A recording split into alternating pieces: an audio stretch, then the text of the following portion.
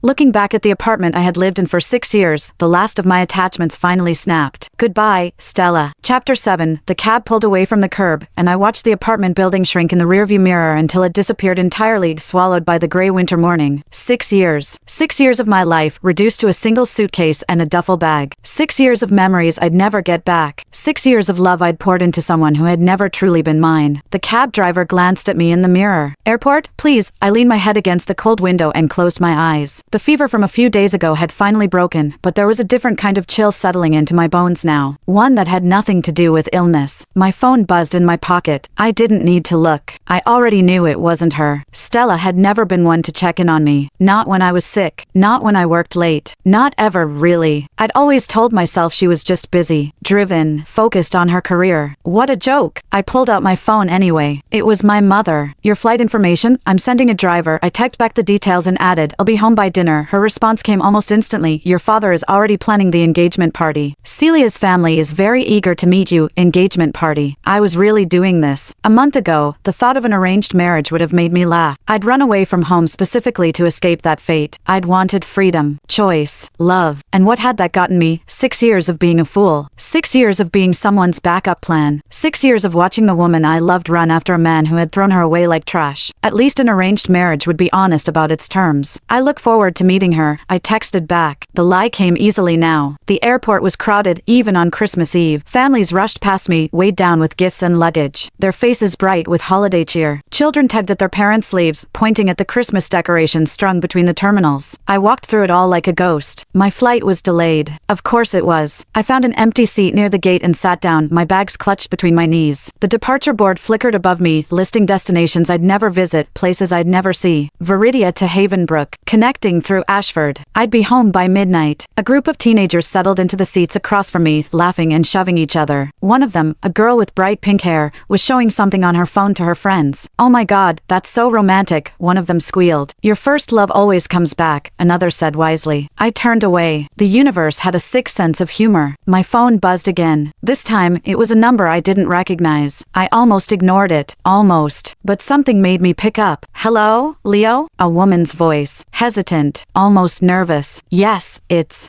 Celia. Celia Vance. Your mother gave me your number. I sat up a little straighter. Oh, hello. I'm sorry to call out of nowhere. She sounded genuinely apologetic. I wanted to hear your voice before we met. If that's okay, it's fine. A pause. I know this is weird, she continued. The whole arranged marriage thing. I just want you to know. I'm not expecting anything. I mean, I want to make this work, but I don't want you to feel pressured. We can take things slow. Get to know each other.